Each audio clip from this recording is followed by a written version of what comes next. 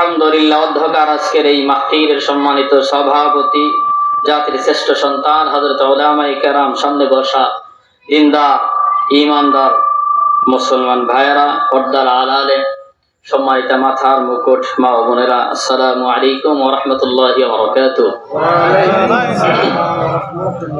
আলহামদুলিল্লাহ, আমরা যারা এখানে আমাদের মূল্যবান সময়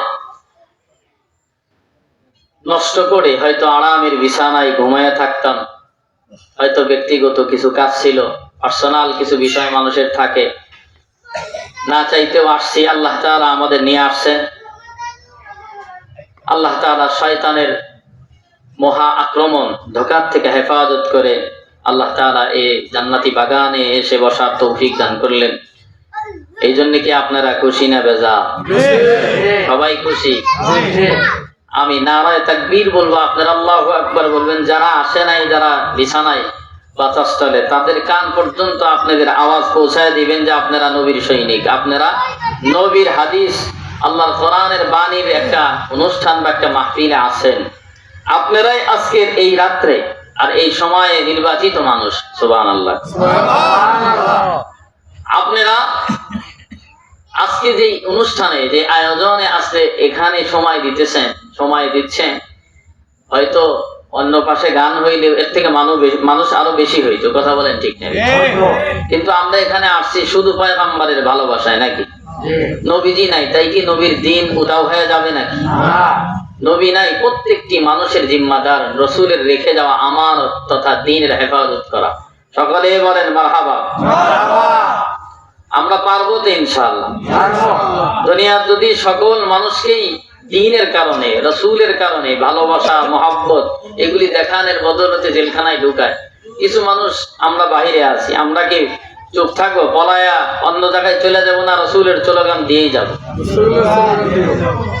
আমরা যদিও এখানে আমাদের লাভ দেখতে পাই না, কিন্তু পয়গম্বর মদিনার মধ্যে শুইয়া আমাদের পরিচয় জানছেন। সুবহানাল্লাহ, জোরে কোন আর চিল্লায়া কোন না সুবহানাল্লাহ। পয়গম্বরের দরবারে ফেরেশতা নিযুক্ত থাকেন, গিয়া বলে, ও পয়গম্বর, অমুক জেলায় অমুক গ্রামের একজন মানুষ, ও পয়গম্বর আপনার উপরে এতবার দুরূদ পড়ছেন। সুবহানাল্লাহ। পয়গম্বরকে আপনার নাম, বাবার নাম, গ্রামের নাম, পুরা ঠিকানা পয়গম্বরকে দেওয়া হয়। বলেন তো দেখি, এই সৌভাগ্য আমরা আজকের এই জায়গার মানুষ বাদে অন্য কোন মানুষের কপালে জুটছে? এই জন্য নারায়ে তাকবীর আমি বলবো, আল্লাহু আকবার উঁচু কণ্ঠে বলবেন। যার যত আওয়াজ হবে, এই আওয়াজ যত দূর পর্যন্ত আপনারা পৌঁছাইতে পারবেন, এই এরিয়ার মাঝে যত কীট পতঙ্গ থাকবে, ওরা কিয়ামতের ময়দানে আপনার নাজাতের সাক্ষী হয়ে দাঁড়ায় যাবে। শুধু তাই নয়, আমরা এখানে যারা উপস্থিত কোরআন হাদিসের আলোচনা শুনবো বলে বসে আছি, এই মানুষগুলির এখানের সময় ব্যয় করা, আর এই সময়গুলো কিয়ামতের ময়দানে মিজানের পাল্লায় ওজন দেওয়া হবে। সুবহানাল্লাহ বলেন। আমাদের এই সময়, যদিও আমরা আমাদের ঘুম, আমাদের ইচ্ছার অনেক কাজ ছিল, আমরা বাদ দিয়ে এখানে বসে আছি। কেউ পিটায় এখানে আনে নাই, কেউ টাকার প্রলোভন লোভ দেখায় এখানে আনে নাই। কোনো কিছু ভালো কিছু দেওয়া হবে না, ভালো বিছানা দেওয়া হয় নাই। পাগলের মতো ঠান্ডার ভিতরে চটের মাঝে বসে আছেন, শুধু একটা আশায়, যে আশা পয়গম্বরের দিদার আর পয়গম্বরের ভালোবাসা। কথা বলেন ঠিক না বেঠিক? আল্লাহর কাছে পেয়ারা বান্দার পরিচয় লাভের জন্য এখানে আমরা বসছি। আমরা অন্য জায়গায় সময় কাটাইতে পারতাম, আমরা ওই জায়গায় না দিয়া পয়গম্বরের কিছু কথা হাদিসে মুবারাকা থেকে আল্লাহর কিছু বিধান আমরা শুনবো। এই জন্য এখানে আসছি। আমরা যারা এখানে আসছি তারা ঠকছি না জিতছি? কেমন যেটা জিতলাম। আমাদের এই সময় আর চাষতলে বাহিরে যারা আছে তাদের সময় কি ভাই এক? না।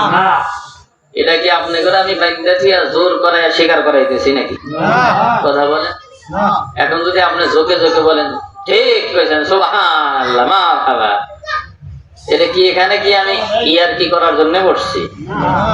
হ্যাঁ, কোরআনের সাথে একটা অকিজু কাঠের যদি টাচ লাগে কোরআনের মতোই দামি হয়ে যায়।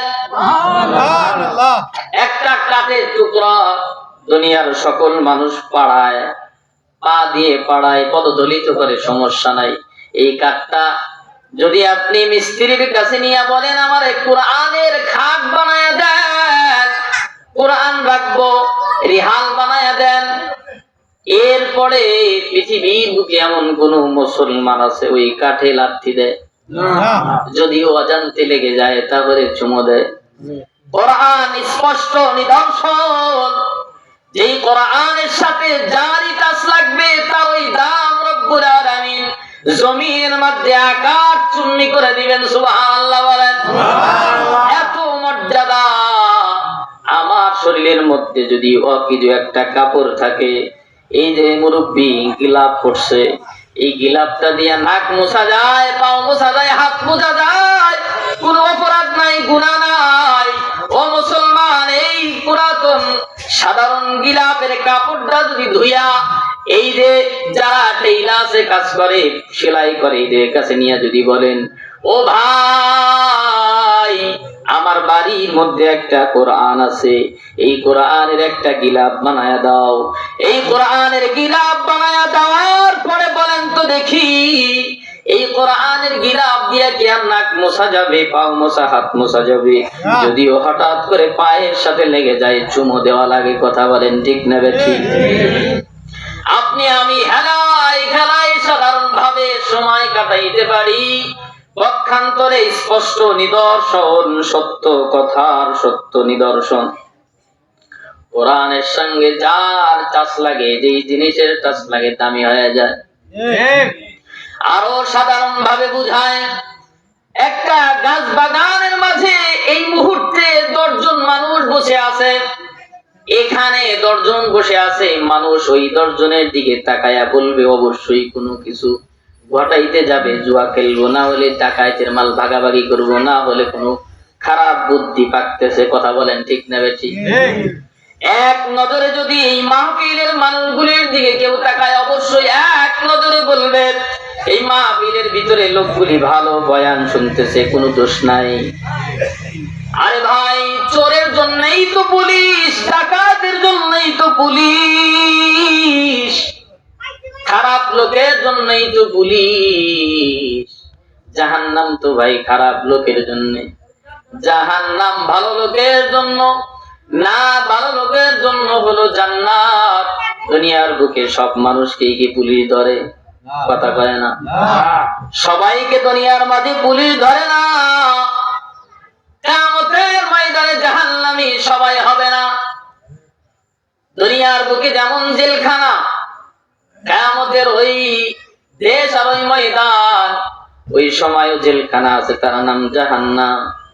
ওই জেলখানায় উচ্ছৃঙ্খল যারা, বেপরোয়া যারা, সময় যারা নষ্ট করছে, নিজের ইচ্ছায় যারা সময় অতিবাহিত করছে, কাটাইছে, ওদের জন্য কিয়ামতের ময়দানের জেলখানা হবে জাহান্নাম। কথা বলেন ঠিক না ঠিক? মুসলমান ঈমানদার, দিনের কান দিয়ে কথাগুলি বোঝার চেষ্টা করো। তোমার আমার মতো দুর্বল জয়ীফ মানুষ, বড় ক্ষুদ্র মানুষ, পিপিলিকার কামড় আমরা সহ্য করতে পারি কি পারি না? সহ্য করার মতো পিপিলিকার কামড় আমাদের সামর্থ্য নাই, মশার কামড় সহ্য করতে পারি না। ও মানুষ, এত দুর্বল তোমাকে আল্লাহ বানাইলো, এরপরেও স্বাধীনতা আল্লাহ তাআলা দান করছে। তুমি তাকায়া দেখো উপরের দিকে কত বড় বিশাল আসমান। এই আসমানকে যেই দিন রব্বুল আলামিন সৃষ্টি করলেন, ওই দিন বলে দিয়েছেন তোমার খুঁটি নাই, এইভাবেই থাকতে হবে। মাখলুক আসমান, কোন নড়াচড়া নাই। আসমানের মাঝে এমন তারকা হাজার হাজার লক্ষ লক্ষ তারকা ভিত করছেন, পৃথিবীর সে কোটি কোটি গুণ বড়। এই তারকাকে যে জায়গায় রাখছেন ওই জায়গায় আছে, আর অবাক হবে লাশ-শামসু ইয়ামবাগি লাহা আন তুদরিকাল কমারা ওয়ালাল লাইলু সাবিকুন নাহার। চাঁদ আর সূর্যকে রব্বুল আলামিন বানানোর পরে বলে দিলেন এই রাস্তা দিয়ে তুমি যাবা, আর সূর্যকে বলে দিলেন এই রাস্তা দিয়ে যাবা। পক্ষান্তরে মানুষকে স্বাধীনতা দিলেন। তোমার যদি মন চাই তুমি হাসো, তোমার যদি মন চাই তুমি কাঁদো, তোমার কোনো কৈফিয়ত জমিনের বুকে দিতে হবে না, কারণ তোমার তো বিচার হবে কিয়ামতের দিন। মালিকি ইয়াউমিদ্দিন, বিচার দিনের মালিক যিনি, সেই দিন ধরবেন। দুনিয়া হলো পরীক্ষার হল। আমি বুঝাইতেছি, পাহাড়, সাগর, আসমান, জমিন, লৌহ কলম আল্লাহ সাজাইলেন আর নির্দেশনা দিয়ে দিলেন, বললেন তোমাকে যে জায়গায় রাখছে ওই জায়গায় স্থির থাকতে হবে। পক্ষান্তরে মানুষকে রব্বুল আলামিন স্বাধীনতা দিয়ে দিলেন, তোমার যা মন চাই তাই করো। মুসলমান বড় আদর করে আমাকে আপনাকে রব্বে কারীম বানাইলেন, বড় আদর আর যত্ন করে বানাইলেন। তামাম সৃষ্টি বড় বিশাল সাম্রাজ্য মাত্র 6 দিনে বানাইলেন। বড় অবাক করা কথা, এত বড় বিশাল সৃষ্টি মাত্র 6 দিনে বানাইলেন। পক্ষান্তরে আমার আপনার মতো দুর্বল মানুষদেরকে আল্লাহ তাআলা 10 মাস টাইম নিয়ে বানাইছেন। আল্লাহু আকবার। এত বিশাল পাহাড়, 6000 কিলোমিটার উঁচা পাহাড় বানায়া দিলেন, নড়াচড়া করা যাবে না। সমুদ্র বানাইলেন, নড়াচড়া করা যাবে না। আসমান বানাইলেন, কোন নড়াচড়া করার বুদ্ধি নাই, শক্তি নাই। চাঁদ সূর্য বানায়া রাখলেন, পথ দেখাইয়া দিলেন, এই পথ দিয়ে চলবা। বলেন তো দেখি কোনদিন কি দেখছেন সূর্য একবার উত্তরে ওঠে, আবার দক্ষিণে, আবার পশ্চিমে, আবার পূবের থেকে উদিত হয়? এরকম কি হয়েছে? না না, কিয়ামত পর্যন্ত যে রাস্তা আল্লাহ তাআলা দেখাইলেন ওই রাস্তা দিয়ে অবিরাম সূর্যকে চলতে হবে। কার নির্দেশ? আল্লাহর নির্দেশ। তাকায় দেখেন আপনাদের পিছনে একটা গাছ জমিনের মধ্যে দাঁড়ায় রয়েছে, আছে না? আছে। গাছ যদি মনে চায়, গাছের যদি মনে চায় আমি একটু এদিক হব, এই দিকে হব, উঁচা হব, নিচা হব, আবার বাঁকা হব, সম্ভব না, গাছের পক্ষে তো সম্ভব না। এখন প্রশ্ন হলো, আমার আপনার থেকে গাছ শক্তিশালী না দুর্বল? কথা বলেন। গাছ আমার আপনার মানুষের থেকে বড় শক্তিশালী। আপনি খেয়াল করবেন, আমাকে আপনাকে দুর্বল বানাইছেন, পক্ষান্তরে স্বাধীনতা দান করছেন। মুসলমান একটু উপলব্ধি করো, বোঝার চেষ্টা করো। আল্লাহ বলেন না হাসিবুতুম আন্নামা খলাকনাকুম আবাসান ওয়া আন্নাকুম ইলাইনা লা তুরজাউন। মানুষ, তোমাদেরকে আমি অহেতুক অনর্থক সৃষ্টি করছি? না না, অহেতুক অনর্থক তোমাদের আমি বানাই নাই, অহেতুক বানাই নাই। তোমাকে বানানোর পিছনে অনেক উদ্দেশ্য আমার। সর্বপ্রথম উদ্দেশ্য হলো আমার ইবাদত করবা, আর ইবাদত করার জন্য তোমার যে বৈশিষ্ট্য আর গুণাবলীর দরকার, সেই গুণাবলী কি একটু খেয়াল করেন? কোনদিন কোন মুসলমান না না খেয়াল করেন নাই। শুধু জন্মের পরে আসছেন, খান আর ঘুমান আর নিজের ইচ্ছায় সময়গুলি কাটান। ও মুসলমান, ভালো করে দিলের কান দিয়া বুঝেন, আল্লাহর ইবাদতের জন্য বানাইছেন, বয়ান শোনেন নাই। মানুষ দিনকে আল্লাহ তার গোলামির জন্য বানাইলেন, আর গোলামি করার জন্য বৈশিষ্ট্য আর গুণাবলীর দরকার আলাদা। কথা বলেন ঠিক না ঠিক? গাছ, জমিনের মধ্যে অসংখ্য গাছ আল্লাহ তাআলা দাঁড় করায় রাখলেন, আছে না নাই? আমার আপনার থেকে শক্তিশালী না দুর্বল? কথা বলেন। আমার আপনার থেকে দুর্বল না শক্তিশালী? বলেন। শক্তিশালী গাছ তার ইচ্ছায় সে নড়াচড়া করতে পারে না। পক্ষান্তরে ইবাদতের জন্য আমাকে আপনাকে বানায়া বৈশিষ্ট্য আর গুণাবলী দিলেন। ইবাদতে কি বৈশিষ্ট্য আর গুণাবলী? অবাক হবেন। আল্লাহ তাআলা আমাকে আমার হাত বানায় দিলেন। বান্দা যদি চায় হাতের আঙ্গুলগুলি এরকম কি করব, মোড়াবো, আবার যদি করে এরকম করব। আমার যদি মনে চায় আমি বাঁকা হব, বলেন তো দেখি আর কোন মাখলুক আছে পৃথিবীর বুকে যে মাখলুক গুলি এরকম আমার মতো আপনার মতো বাঁকা হইতে পারে? এ কাজ ও কাজ আবার রুকুতে যাওয়ার জন্য যদি গাছ চেষ্টা করে, পারবে কি? কখনোই রুকুতে যাওয়া সম্ভব না। পাহাড় বলেন, গাছ বলেন, যা কিছু আছে, মানুষ যে ভাবে খুশি তার অঙ্গ প্রত্যঙ্গ বাঁকা করতে পারে। কথা বলেন, নামাজের মুসল্লাই যখন সেজদা দিবে বাঁকা হইতে হবে। কেন বানাইলেন? জিন্দেগি তো একবারের জন্য ভাবি নাই, রুকুতে যাওয়ার জন্য আমাকে বাঁকা হইতে হয়। হাত আমার যদি সোজা থাকতো ভাত খাওয়া কষ্ট হইত। সেজদায় যখন গেলাম, এরপরে সেজদার মাঝে আমাকে বসতে হয়, পাও যদি বাঁকা না হইতো। বলেন না, কথা বলেন। আমি আপনি মনে করি আমি দুনিয়ার জমিনে আসছি, আমার আপনার কোনো জিম্মাদারি আর দায়িত্ব নাই, আমার আপনার পিছনে কেউ নাই। আমি আর আপনি মনে করি আমি শেষ হয়ে যাব, আমার জীবন এইভাবেই যাবে। না না, আমার আর আপনার জীবন এইভাবে যাবে না। আমার আর আপনার পিছনে লক্ষ লক্ষ ফেরেশতা আল্লাহ তাআলা নিযুক্ত করে রাখছেন। মুসলমান ঈমানদার ভালো করে বোঝার চেষ্টা করে। ও মুসলমান, আমি নামাজ না পড়ে ঘুমায় গেলাম, আমি সুদ খায়া ঘুমায় গেলাম, ঘুষ খায়া ঘুমায় গেলাম, অন্যায় করে ঘুমাইলাম, মানুষ হত্যা করে ঘুমাইলাম, মানুষকে কষ্ট দিয়ে ঘুমায় গেলাম, যত ধরনের গুনাহের কাজ করে আমি ঘুমাইলাম। মুসলমান ঈমানদার, একবারের জন্য তুমি চিন্তা করলা না তুমি কত অপরাধ করে বিছানার মধ্যে ঘুমাইলা, কিন্তু তোমার রব তোমার জন্য ঘুমায় না। আল্লাহ তাআলা ঘুমায় না। তুমি অপরাধ করে বাড়ির মধ্যে গভীর রাত্রে গিয়া ঘুমায় গেলা, ঘুম দিল কেডা? কথা কয় না। ঘুম দান করলেন যিনি, তিনি তো ঘুমায় না। বান্দাকে ফেরেশতার মাধ্যমে পাহারা দিয়ে রাখে। মুসলমান জিন জাতির থেকে শুরু করে অসংখ্য ক্ষতিকারক জিনিস রাত্রবেলা তারা বের হয়। তুমি আর আমি দাঁত বার করে হাসতে হাসতে সকালবেলা উঠলাম, কিন্তু সারা রাত মালিক তোমারে আমারে পাহারা দিয়ে রাখলো। ওই মালিককে ভুলে তুমি ঘুমায় থাকলা, মালিককে ভুলে গেলা। আমি যে আয়াতে কারিমা পড়েছি, আল্লাহ তাআলা বলেন আল্লাহকুমুত তাকাসুর, মানুষ তোমাকে কে ভুলাইয়া দিল? আমি রব থেকে, আমার স্মরণ থেকে রে মানুষ, আমি রবের স্মরণ থেকে তোরে কে ভুলাইয়া দিল? তুই কোন দিকে যাস?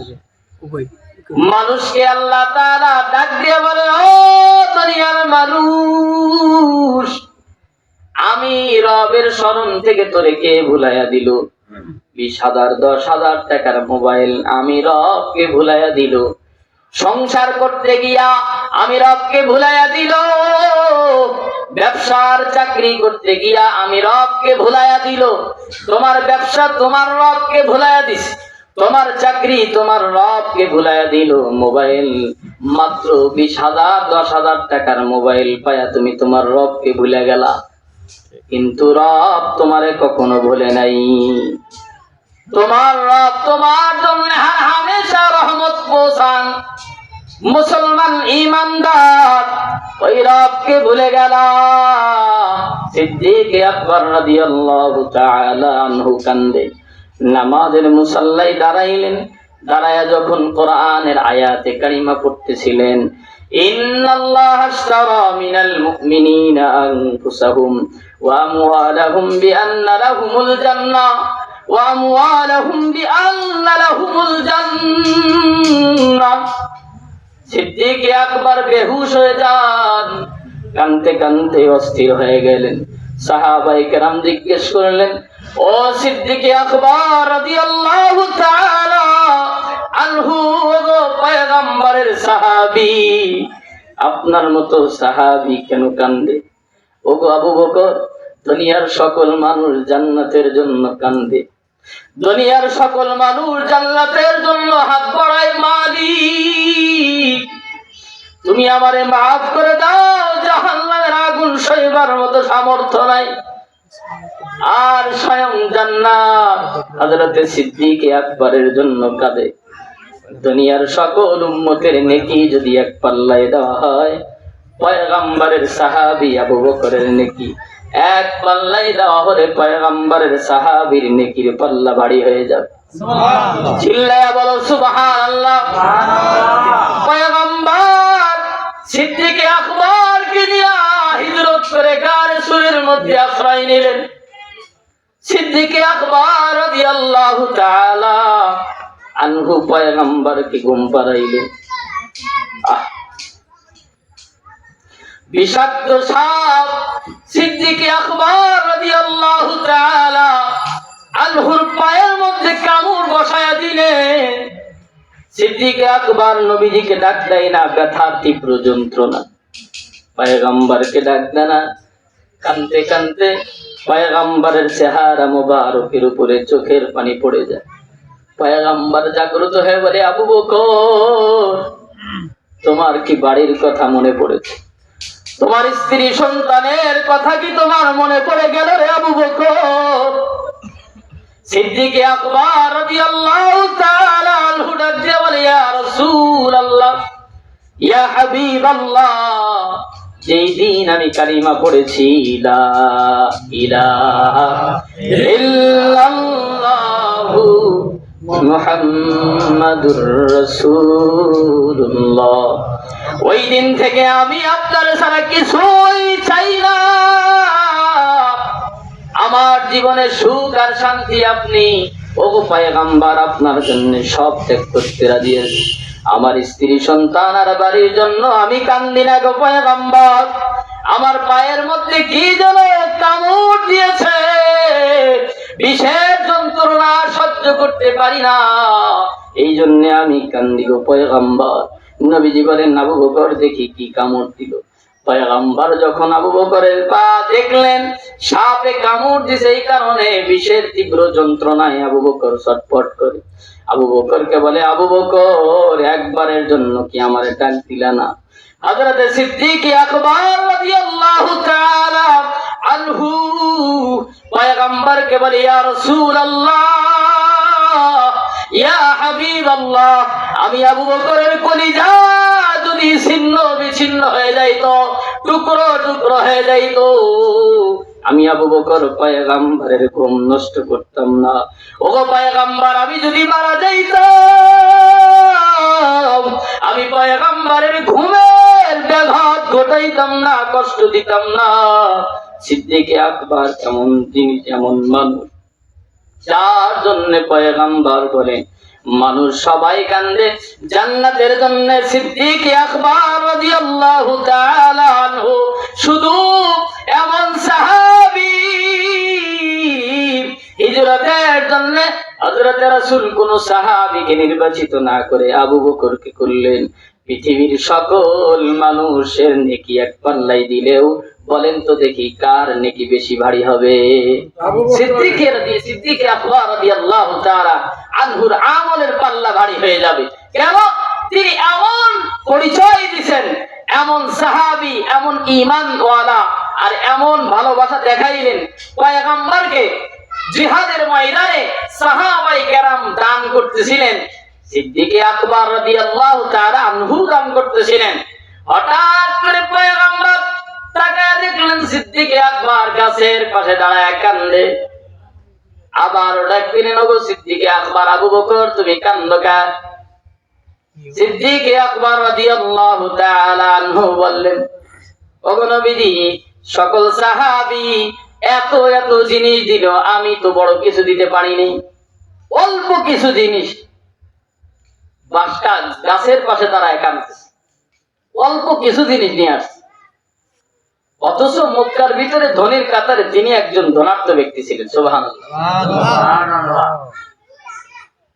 সাহাবীরে জিজ্ঞেস করা হলো, ওগো আমার সাহাবী, তুমি কি নিয়ে আসছো? তুমি কি নিয়ে আসছো?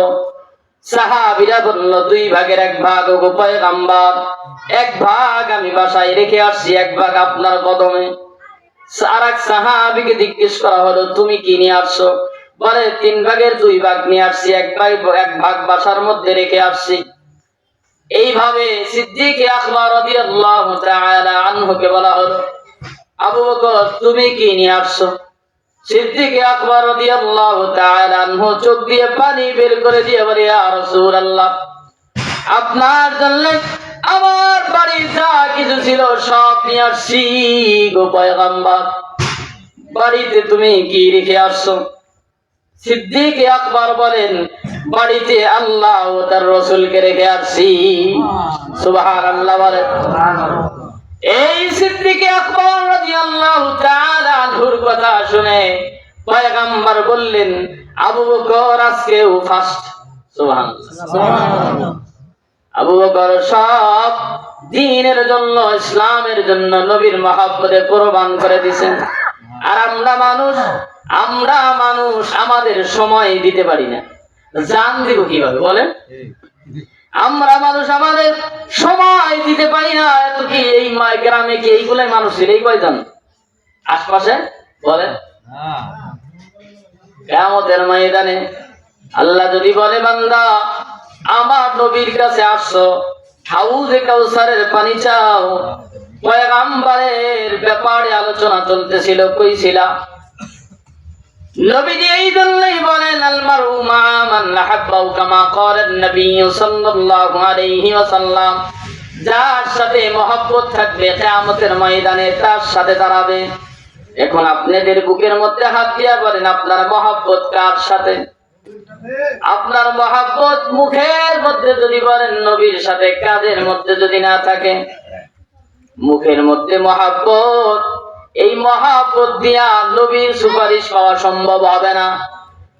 আমি ওয়াজ বুঝানোর জন্য ঘটনা নিয়ে আসছি, মনের ধীরের কান্দে শোনার চেষ্টা করবেন মনোযোগ দিয়া।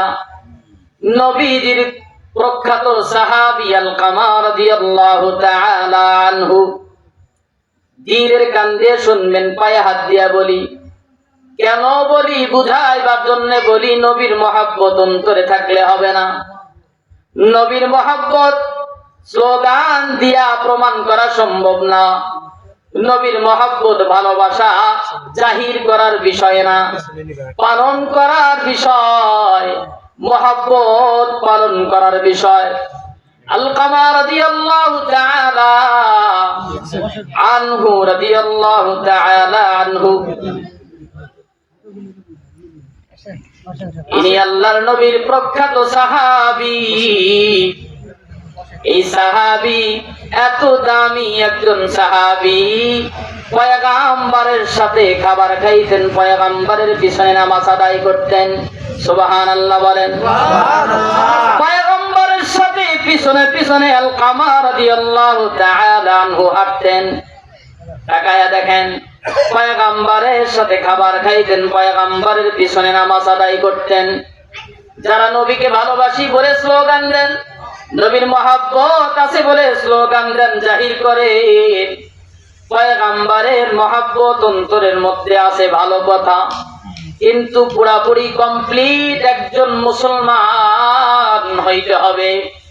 কেননা পয়গম্বর বলে দিয়েছেন মুসলমানের বৈশিষ্ট্য আর গুণাবলী।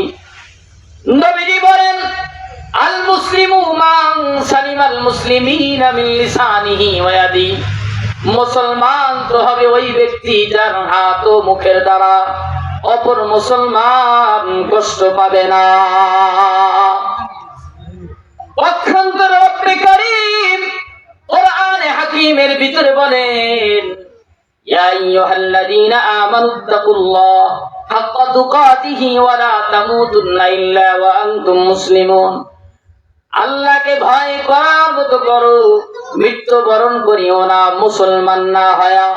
পয়গম্বর বললেন, মুসলমান তো এই ব্যক্তি যার আচরণের দ্বারা অন্য মুসলমান কষ্ট পাবে না।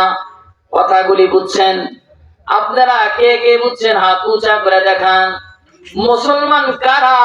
গুণ আর বৈশিষ্ট্য কি বলেন আপনারা? বলেন। মুসলমান ওই ব্যক্তি যার হাত আর আচরণ, মুখ যাই বলেন, তার শারীরিক গঠনের দ্বারা অন্য কোন মুসলমান কষ্ট পাবে না, নিরাপদ থাকবে। পক্ষান্তরে রব্বে কারীম বলেন, ওই ব্যক্তি প্রকৃত মুসলমান। আল্লাহ তাআলা তার বর্ণনা দিয়েছেন, মুসলমানের গুণাবলী আর বৈশিষ্ট্য না থাকলে মৃত্যুবরণ করিও না। সত্যিকারের মুসলমান হয়ে কবরের মধ্যে যাইতে হবে, সত্যিকারের ঈমানদার হয়ে কবরের মধ্যে যাইতে হবে। এই মজলিসের মধ্যে বসে আছে সকলেই নাজাত পাবে না, সকলেই বরকত হাসিল করে বাসায় যাইতে পারবে না। কেননা উদ্দেশ্য ভালো থাকতে হবে, নিয়ত ভালো থাকতে হবে। নিয়ত যদি ভালো না থাকে, উদ্দেশ্য খারাপ থাকলে এই মাহফিল কেন, এই ফেরেশতা জিবরাইলের বয়ান যদি শুনে কোনো ফজিলত হবে না, কোনো কিছু আসর তো দূরের কথা, হেদায়েতের কোনো কিছুই আশা করা যায় না। কারণ তার উদ্দেশ্য খারাপ, নিয়ত খারাপ। আসছে শুধু লোক দেখানোর জন্য, না বসলে কেমন হয়? দুপুরে খাবার দিছে, এই বাড়িওয়ালা হাজার হাজার টাকা ব্যয় করে খরচ করে পেট ভর্তি করে খাবার খায়া সব পাচ্ছে। কথা বলেন ঠিক না? এখন মাহফিলের মাঝে একজন মানুষও নাই। এটা হলো এক নম্বরের গাদ্দারি আর আমানতের খেয়ানত করা। অকৃতজ্ঞ বান্দা। কথা বলেন ঠিক না? অকৃতজ্ঞ বান্দা জাহান্নামে যাবে। অকৃতজ্ঞ যারা হবে তারা জাহান্নামে যাবে। আল্লাহ তাআলা বলছেন মুসলমান না হয় মৃত্যুবরণ করিও না। পয়গম্বরও বলছেন মুসলমানের বৈশিষ্ট্য গুণাবলী হবে যাদের হাত ও মুখের দ্বারা অপর মুসলমান নিরাপদ থাকবে, কষ্ট পাবে না। বুঝা আছে কথা? অপর মুসলমান কষ্ট পাবে না। এখন আমার দ্বারা কত মানুষ কষ্ট পাইছে ভাবেন। একটা চোখ বন্ধ করে আপনি ক্ষমা চাবেন কেমনে? মৃত্যুর পরে অহংকার বশত ক্ষমা চান না। আপনি বড়, নিজেকে খুব চালাক আর বড় মনে করেন। আল্লাহ তাআলা মাফ করবেন, কিন্তু হকুল ইবাদ, বান্দার হক নষ্ট করলে ওয়ালা, যারা বান্দার হক নষ্ট করছে তাদেরকে আল্লাহ মাফ করবেন না। তাদেরকে কি করবেন না? বলেন, মাফ করবেন না। আমি যে এই কথা বুঝাইতেছিলাম, নবীর ভালোবাসা মহব্বত জাহির করার বিষয় না, কমপ্লিট একজন মুসলমান হইতে হবে। সকলকে একটু দৃষ্টি আকর্ষণ করছি, পিছনের ভাইয়েরা একটু হাসাহাসি করছে, তাদের মনোযোগ নাই, আল্লাহ জানে কোন উদ্দেশ্য করছে। একটু দিলের কান দিয়ে খেয়াল করেন। পয়গম্বরের কথা হইতেছে, দাঁত বের করলেই কবিরা গুনাহ হবে, উপহাস করা হবে, নাজাত নষ্ট হয়ে যাবে, সুপারিশ বাদ হয়ে যাবে। এই জন্যে অনুরোধ করে বুঝানোর জন্য একটু কথা বলি, দিলের কান দিয়ে শোনার চেষ্টা করেন। কমপ্লিট মুসলমান না হইলে নবীর ভালোবাসা স্লোগান মিলাদ কিয়াম করে লাভ নাই। কেন লাভ নাই? স্পষ্ট ভাবে আজকে ওয়াজ শুনে যান। আলকামা রাদিয়াল্লাহু তাআলা আনহু এত বড় প্রখ্যাত একজন সাহাবী, পয়গম্বরের পিছনে নামাজ আদায় করছেন, পয়গম্বরের সঙ্গে খাবার খাইলেন। কথা বলেন ঠিক না ঠিক? পয়গম্বরের সাথে হাঁটছেন, পয়গম্বরের সাথে দীর্ঘ সময় কাটাইলেন। পয়গম্বর আলকামার উপরে খুশি, সন্তুষ্ট। এরপরও পয়গম্বর আলকামা রাদিয়াল্লাহু তাআলা আনহু ব্যাপার আলোচনা করছেন। আলকামা রাদিয়াল্লাহু তাআলা আনহু এত পেয়ারা পয়গম্বরের সাহাবী, নবীজি দেখছেন, খানা খাইছেন, মুসাফা করছেন, নামাজ আদায় করছেন, নবীজির কি করছেন? মন নবীজির অন্তরে ঢুকছেন, নবীজিকে সন্তুষ্ট করছেন। এরপরেও আলকামা রাদিয়াল্লাহু তাআলা আনহু মৃত্যু সজ্জায়, মৃত্যু হয় না, মরণ হয় না। সাহাবায়ে কেরাম দৌড়াইলেন, ও পয়গম্বর, আলকামার মরণ হয় না, বড় কষ্ট, মুমূর্ষু অবস্থা, জান বের হয় না। শুনতেছেন? ও পয়গম্বর, আলকামা রাদিয়াল্লাহু তাআলা আনহুর জান বের হয় না, বড় কষ্ট হইতেছে। দীর্ঘ টাইম, একদিন 2 দিন এরকম চলে গেছে, জান বের হয় না, মুমূর্ষু অবস্থা, বিছানার ভিতরে কাতরাইতেছেন, জান বের হয় না, কষ্ট আর কষ্ট। পয়গম্বরকে জানানো হয়, পয়গম্বর দৌড়ায়া আলকামা রাদিয়াল্লাহু তাআলা আনহুর বাড়িতে আসলেন। আলকামার জান বের হয় না, আলকামার বাড়ির মানুষদেরকে নবীজি ডাকলেন, ও আলকামার মা, আমি জিজ্ঞাসা করতে চাই, আলকামা রাদিয়াল্লাহু তাআলা আনহু আপনাদের সঙ্গে কি কোনোদিন বেয়াদবি করছে? আলকামা রাদিয়াল্লাহু তাআলা আনহুর মা বলে, তার বিবির দ্বারা একদিন আমার সাথে ঝগড়া হওয়ার কারণে আলকামা রাদিয়াল্লাহু তাআলা আনহু তার স্ত্রীর পক্ষ নিয়ে আমাকে কথা বলছে। আমি বড় কষ্ট পাইছি গো পয়গম্বর, আমি বড় কষ্ট পাইছি। আলকামা রাদিয়াল্লাহু তাআলা আনহু আমাকে কষ্ট দিয়েছে। নবীজি বলেন, আলকামারে মাফ করে দেন। আলকামার বড় কষ্ট হয়, জান বের হয় না, জান বের হয় না, বড় কষ্ট গো মা। আপনি না জনম দুঃখিনী মা, আপনি না মা। আলকামা রাদিয়াল্লাহু তাআলা আনহুর বড় কষ্ট, আপনি আলকামারে মাফ করে দেন। আলকামার মা বলে, না না, আমার সন্তানের অপরাধ আমি মাফ করব না। পয়গম্বর কোনো কিছু দিশা না পায়া পয়গম্বর সাহাবায়ে কেরামকে নির্দেশ দিলেন, জঙ্গলে যাও, কাঠ সংগ্রহ করো, খড়ি আর কাঠগুলি লাকড়িগুলি নিয়ে আসো, আগুন জ্বালায়া দাও। আগুন জ্বালানো হলো। এইবার আলকামাকে বলে, আলকামারে ধরো, আগুনের মধ্যে নিক্ষেপ করো। আলকামার মা দৌড়ায় আসে, ও পয়গম্বর, আমার আলকামারে কি আগুনের মধ্যে দিবেন? পয়গম্বর বলেন, হ্যাঁ, আলকামা মৃত্যুর পরে জাহান্নামে যাবে।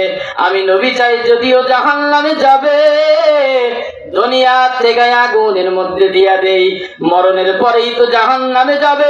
আলকামারে মরণের পরে জাহান্নামে যাবে এই বলে দুনিয়া জীবিত অবস্থায় জাহান্নামের কিছু আংশিক কষ্ট দিয়াই বিদায় করে দেয়।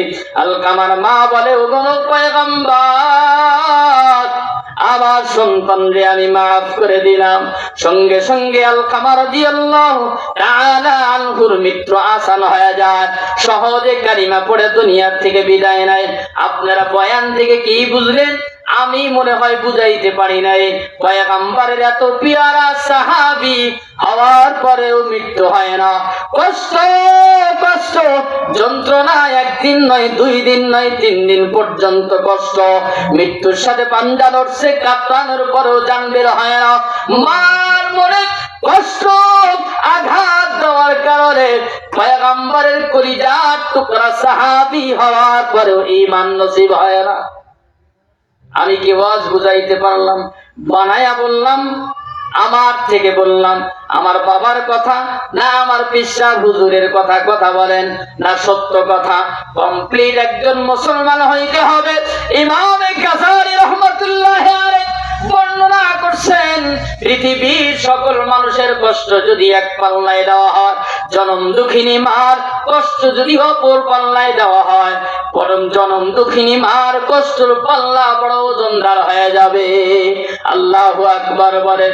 ও ইমানদার মুসলমান, দিলের কান্দে শোনো, ইমাম গাযালি রাহমাতুল্লাহি আলাইহি কি বর্ণনা করছেন, জিন্দেগিতে হয়তো শোনেন নাই, অবাক হবেন শুনলে, বড় কঠিন কথা। ইমাম গাযালি রাহমাতুল্লাহি আলাইহি মার কষ্ট আর যন্ত্রণার কথাগুলি তুলে ধরছেন, কিতাবের মধ্যে লিখছেন, একজন মা সন্তান দুনিয়াতে জন্ম দেওয়ার দ্বারা এত তীব্র কষ্ট যন্ত্রণা সৃষ্টি হয়, এই সৃষ্টি আর এই ব্যথার কষ্টর যদি একটা রূপ দেওয়া হইতো, ওই রূপটা যদি একটা পাথরের টুকরা হইতো, আর ওই পাথরের টুকরো দিয়া যদি পৃথিবীর বড় কোন পাহাড়ের মধ্যে আঘাত করা হইতো, ওই পৃথিবীর বড় পাহাড় টুকরো টুকরো হয়ে যাইতো। আল্লাহু আকবার। এত ব্যথা, এত যন্ত্রণা, একজন মার এত ব্যথা, এত যন্ত্রণা, ওই সন্তান দুনিয়াতে জন্ম দেওয়ার দরুদে ব্যথা সৃষ্টি হয়। এই ব্যথা যদি একটা পাথরের রূপ দিয়া, ওই পাথর দিয়া যদি পৃথিবীর কোনো বড় পাহাড়ের মধ্যে ঢেল দেওয়া হইতো, পাহাড় চূর্ণ বিচীর্ণ হয়ে যাইত। মুসলমান এবার বলো, কিভাবে মা বাবারে কষ্ট দিবা যাদের মা বাবা দুনিয়ায় নাই, কবরের মধ্যে ইতিম হয়ে পড়ে আছে, যাদের উসিলায় দুনিয়ার আলো দেখলা, যাদের উসিলায় দুনিয়ার মহব্বত, দুনিয়ার ভালোবাসা দেখতে পাইছো, ওই মা যাদের কবরে, ওই বাবা যাদের কবরে, তোমার হয়তো একদিন টাকা হবে, টাকার মানুষ হবে তুমি, কিন্তু তোমার ওই মারে 500 টাকা দিয়ে কাপড় কিনা দিতে পারবা না। কেন? তোমার মা কবরে তোমার বাবাকে একজোড়া স্যান্ডেল কিনা দেওয়ার মতো সামর্থ্য হবে না। টাকা থাকবে, বাবা থাকবে না, মা থাকবে না, টাকা থাকবে, টাকা থাকবে, বাবা থাকবে না, মাও থাকবে না, টাকা থাকবে। ওই মা জাননি কোনোদিন ভালো কাপড় পরে নাই, সন্তানদের লেখাপড়া করার খরচ দিতে যায় বাবাও কোনোদিন ভালো জুতা পরলো না, ভালো পোশাক পরলো না, বাসার মধ্যে ভালো রান্না করলে মাও কোনোদিন খায় নাই। বলে সন্তান বাহিরে, ও আসবে, ও খাবে। ওই মা কোনোদিন কোনো সন্তানরে, কত দরিদ্র আর গরিব আর অসহায় মিসকিন হলেও কোন সন্তানরে শুধু মাটির বিছানায় মুসলমান রাখে নাই, রাখছেনি। কোন সন্তানরে শুধু কাদামাটির বিছানায় কোন সন্তানরে কোন মা রাখলো না। কিন্তু একটু উপলব্ধি করো, চিন্তা করো, কিভাবে তোমার মারে তুমি ওই কাদামাটির বিছানায় কবরের মধ্যে এই শীতের রজনীতে ফালায়া রাখছো। একবারের জন্য কি ভাবছো যে মা কতদিন প্রস্রাব করে দিলে ভেজা জায়গার মধ্যে কত রাত কত সময় কাটাইলো, কত রাত ঘুমাইলো না? তুমি যত ইবাদত করো, যত হজ করো, বড় আলেম হও, বিশ্বাস হও, তোমার মা তোমার উপরে ভেজা, তোমার ইবাদত আল্লাহর দরবারে কবুল হবে না। যার উসিলায় তুমি দুনিয়াতে আসছো মুসলমান, তোমার আসল ঠিক করে নাও। অনেক মুমিন মুসলমান আবেগ দিয়া ইসলাম পালন করে, বাবার মুখের মধ্যে 5 টাকা 10 টাকা দিয়ে একটা বিস্কিট কিনা মুখে উঠায়া দাও না, কিন্তু পিশাব পাড়ি হাজার হাজার টাকা খরচ করে নিয়ে যাও। ও মুসলমান, ওই জলম দুঃখী মারে মুখের মধ্যে কতদিন তোমারে কত লোকমা খাবার তোমার মুখের মধ্যে উঠায়া দিল। একদিনের জন্যও কি একটা কমলা নিয়ে আইসা সিলায়া মার মুখের মধ্যে দিছুনি? এমন কোন মানুষ এখানে আছে হাত বাড়াইতে পারবা না, মার ঋণ শোধাইতে পারবা না, কখনোই শোধাইতে পারবা না। ইবাদত করলে ইবাদত হয় না রে মুসলমান। জায়গা ছিল না, আসল সাইরা নকলের পিছে দৌড়াও, আসল সাইরা নকলের পিছে দৌড়ায় না। উলামায়ে কেরাম আলেম পিশাব হক্কানীদের কাছে যাও, ভালো কথা, কিন্তু তোমার আসল ঠিক করা যাইবা। কেননা যাদের উসিলায় দুনিয়ার আলো দেখছো, যাদের উসিলায় দুনিয়াতে আসছো, কিতাবের ভিতরে আসছে, হাদিসের মধ্যে, মা যদি বাবা যদি সন্তানকে ঠকায়, যেমন 2 সন্তান 5 বিঘা জমি 3 বিঘা এক সন্তানকে দিল, আর এক সন্তানকে 2 বিঘা দিল, ঠকাইলো, একটারে জেতাইলো, আর এক সন্তানকে ঠকাইছে। এরপরে পয়গম্বর বলেন না না, এরপরও বাবা মার সাথে বেয়াদবি করা যাবে না, এরপরও মার বাবার সাথে জুলুম করা যাবে না। এর বিচারের দায়িত্ব আল্লাহ। তোমার হক নষ্ট করছে ঠিক আছে, কিন্তু তুমি তাদের উপরে কথা বলার শক্তি আর ক্ষমতা রাখো না। আল্লাহ নির্দেশ দেয় নাই, অনুমতি নাই, কারণ তোমার মা, কারণ তোমার বাবা, এদের ঋণ কিয়ামত পর্যন্ত তুমি শোধাইতে পারবা না। এই জন্যই তুমি তোমার মা বাবার সন্তুষ্টি অর্জন করার পরেও যদিও তুমি আমল করো, অল্প আমল তোমার নাজাতের জন্য যথেষ্ট হবে। আপনারাই বলেন তো দেখি, আমার আপনার মাকে বাজার করে যদি আমি আপনি পৃথিবীর বড় বিশ্বাবের কাছে যাই, বড় হজ করি, কাবার গিলাফ ধরে কান্দি, কবুল হবে নি? কথা বলেন, কবুল হবে না, কবুল হবে না। কিয়ামত পর্যন্ত বাইতুল্লাহর গিলাফ ধরে যদি চিল্লাও, তোমার হজ কবুল হবে না। ওই যে বাংলাদেশে মায়ের মনে কষ্ট, পয়গম্বরের রওজার পাশে যাও যদি কান্দো, চিল্লায়া চিল্লায়া কান্দো, তোমার পয়গম্বর সাড়া দিবে না। কেন সাড়া দিবে না? পয়গম্বর নিজেও ইতিম ছিলেন, পয়গম্বর বড় ইতিম ছিলেন। পয়গম্বর যখন তার মারে হারাইলেন, পয়গম্বর তার মারে হারায়া পয়গম্বর আল্লাহকে ডেকে বলে, রব্বুল আলামিন, জন্মের পরে বাবাও পাই না, মাঠের মধ্যে যেই দিন খেলা করতে গেলাম, কত মানুষ কত বাবা সন্তানকে কোলের মধ্যে উঠায়া কান্দে, কোলের মধ্যে উঠায়া চুমো দেয়। কত বাবা কত সন্তানকে আদর করে কোলেন। ও মা, আমার বাবা কোনদিন একবারের জন্য আমারে কোলে নিল না, আমারে মহব্বত দেখাইলো না, আদর সোহাগ করলো না, দরদ দেয় না, মায়া মমতা পাই না। ও মা, তুমিও চলে গেলা, আমার দুনিয়াতে কেউ নাই। উম্মতের দল পয়গম্বর বলেন, দুনিয়াতে আমার কেউ নাই। কিতাবের ভিতরে লিখছেন, আমেনা রাদিয়াল্লাহু তাআলা আনহু একদিন কান্দে, ডাক দিয়া বলে, ওগো আল্লাহ, দুনিয়াতে আমার সন্তানের মতো কত সন্তান, দুনিয়াতে আমার সন্তানের মতো কত সন্তান দেখি, সকল সন্তানরে তার বাবারা হাত ধরে ঘুরায়, মক্কার অলিতে গলিতে ঘুরাইতো। যদি আব্দুল্লাহ জমিনের মাঝে থাকতো, আমার সন্তানের বাবা নাই, মুহাম্মদের বাবা যদি থাকতো, এই মক্কার অলিতে গলিতে ঘুরাইতো। আমেনা বলে আর কান্দে। মুহাম্মদ সাল্লাল্লাহু আলাইহি ওয়াসাল্লামের মা ব্যথা আর কষ্ট যন্ত্রণা আল্লাহর পছন্দ হইল না, আল্লাহর বড় খারাপ লাগে, কষ্ট লাগে। আল্লাহ আমেনাকে বুঝায়, আমেনা, আমার পয়গম্বরকে দুনিয়ার সাধারণ জায়গায় আমি ঘুরাবো না রে আমেনা, দুনিয়ার মক্কার গলিতে অলিতে গলিতে ঘুরাবো না রে আমেনা। তুমি দুঃখ করো না, কষ্ট করার দরকার নাই, আমার পয়গম্বর রে কোন জায়গায় ঘুরাবো আমি রব ভালো করেই জানি। ও মুসলমান, দিলের কান দিয়ে বোঝার চেষ্টা করেন। আমরা আজকে যেই মাসে বসে আছি, শাবান মাস। কি মাস? এর আগের মাসের নাম কি? রজব মাসে পয়গম্বর কই গেছেন? মেরাজে গেছেন। আল্লাহ ওই দিন আমেনার কান্দন কান্না দেখা বলছিলেন, আমেনারে, মুহাম্মদ নবী, শিশু নবী, বড় ছোট, ওর বাবা থাকলে গলিতে গলিতে হাত ধরে বাবার সঙ্গে ঘুরাইতো, বাবা ঘুরাইতো, বাবার সঙ্গে ঘুরতো।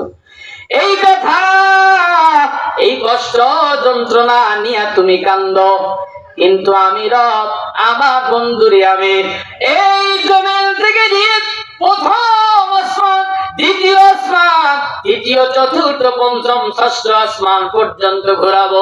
মারহাবা বলো, চিল্লায়া সুবহানাল্লাহ। শুধু তাই নয়, তামাম কায়নাত, তামাম সাম্রাজ্য আমি রবের কায়নাত, আমি রবের সৃষ্টি জগৎ, আমার পয়গম্বরকে আমি নিজে কুদরতি জিম্মায় ঘুরায়া ঘুরায়া দেখাবো।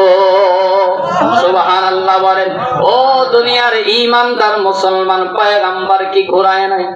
পয়গম্বরকে কি ঘুরায় নাই? বলেন তো দেখি, দুনিয়ার বুকে যত হাজার কোটি টাকার মানুষ থাক না কেন, দুনিয়ার বুকে ঘুরছে পয়গম্বরকে আল্লাহ যে জায়গায় ঘুরাইলেন, ওই জায়গায় এই পৃথিবীর বুকে হযরতে আদম নবী থেকে নিয়ে ঈসা নবী পর্যন্ত যত যত উল্লেখযোগ্য বিখ্যাত রাসূল ও নবীগণ, এদের কি এত বড় মর্যাদা আল্লাহ তাআলা দান করছিলেন? এত বড় মর্যাদা দেয় নাই। পক্ষান্তরে আমার আপনার পয়গম্বর পয়গম্বরকে আল্লাহ তাআলা তার মার কষ্টের কথাগুলি তার ভালো লাগে নাই। আল্লাহ বলেন আমার পয়গম্বরকে দুনিয়ার পচা গান্দা সাধারণ দুনিয়ার জমিনে ঘোরাবো না, আমার পয়গম্বরকে ঘোরাবো কোথায়? আমার আরশ কুরসি লৌহ কলম দেখাবো, জান্নাত দেখাবো, জাহান্নাম দেখাবো, সকল নবীদের ইমাম বানায়া দেব। সুবহানাল্লাহ। মুসলমান কিতাবের ভিতরে লিখছেন, মুফাসসিরিন ইকরাম ব্যাখ্যা করেন, আরশ যেদিন সৃষ্টি করা হয় আরশ কাঁপতেছিল, লা ইলাহা ইল্লাল্লাহ লেখার পরে আরশ কাঁপতেছিল, স্থির হইতেছিল না, আরশ কাঁপতেছিল। আল্লাহ তাআলা পয়গম্বরের নাম যখন আরশের মধ্যে সংযোজন করলেন, আরশের মধ্যে আল্লাহর নামের সাথে যখন লাগায়া দিলেন, আরশ স্থির হয়ে যায়। সুবহানাল্লাহ বলেন। যেই দিন মেরাজে গিয়া আরশে আযীমে পা রাখলেন, আরশ বলে পয়গম্বর আজকে আমি বড় ধন্য হয়ে গেলাম, আপনার নাম আমি আরশের সঙ্গে যেই দিন লাগানো হয়েছিল ওই দিন আমার কম্পন বন্ধ হয়েছিল, ওই দিন আমি আমার রবের কাছে দরখাস্ত রাখছি, ও আল্লাহ যার নামের খাতিরে আমি আমার কম্পন বন্ধ হয়ে গেল, আমি স্থির হয়ে গেলাম, ওনার পায়ের ধুলি ধন্য করো আমারে। সুবহানাল্লাহ। ওই দিন আরশ আযীমে আল্লাহ রাসূল সাল্লাল্লাহু আলাইহি ওয়াসাল্লাম জুতা পরেই গেছেন না জুতা ছাড়া? আরশে জুতার ধুলায় আরশ কি হয়েছে? আরশ ধন্য হয়ে গেছে। ওগো পয়গম্বর আপনার জুতার ধুলায় আমি আরশ ধন্য হয়ে গেলাম। আপনারাই বলেন তো দেখি, আরশ যদি ধন্য হয় পয়গম্বরের জুতার ধুলায়, আমি আর আপনি কি ধন্য না? আমি আর আপনার মর্যাদা কি কম? আমার আপনার মর্যাদা পয়গম্বরের উম্মত আমি আর আপনি। আপনাদের কষ্ট হইতেছে? ছেড়ে দিন, কষ্ট হইতেছে না? আমার আপনার মর্যাদা নবীর কারণে আল্লাহ বাড়াইয়া দিচ্ছে। কিসের কারণে? কিন্তু কমপ্লিট একজন মুসলমান হইতে হবে। কমপ্লিট আবেগ দিয়া ইসলাম চলে না। কি চলে না বলেন? আবেগ দিয়ে ইসলাম চলে না। আপনাকে বুঝতে হবে, যেমন নবীজি বলছেন ছোটকে ভালোবাসো মানে স্নেহ করো, বড়কে সম্মান করো, আলেমকে তাজিম করে। এর অর্থ কি? তিনটাই তো যথেষ্ট, এই তিনটার ভিতরে সব আছে। আমাদের একদিনের যে বড় তাকে যদি আমি সম্মান করি তাহলে আমি দিনের ভিতরে আছি, পয়গম্বরের রক্তমাখা দিনের হেফাজত করতেছি। কথা বলেন ঠিক না? আর যদি বেয়াদবি করি তাহলে উম্মত থেকে বাহিরে গেলাম। বুঝলেন না এই কথা? ঈমান মাপার থার্মোমিটার নাই, জ্বর মাপার থার্মোমিটার আছে না নাই? যদি ঈমান মাপার থার্মোমিটার থাকতো, যন্ত্র থাকতো, তাহলে একই কাতারে, একই মসজিদে, একই মাহফিলে সবাই একসাথে দাবি করতো না, আর সবাই একই কণ্ঠে উচ্চারণ করে দাবি জানাইতো না যে আমিও মুসলমান। কথা বলেন ঠিক না? কারণ যে সুদ খাই হেও মুসলমান, যে ঘুষ খাই হেও মুসলমান, যে শিরক করে হেও মুসলমান, যে নামাজ পড়ে নাই হেও মুসলমান। কথা বলেন ঠিক না? সবাই মিশ্রিত হয়ে গেছে। কি হয়ে গেছে? মিশ্রিত। ওই যে ঈমান মাপার মেশিন নাই, এই জন্যই কামড়া হয়েছে। কথা বলেন ঠিক না?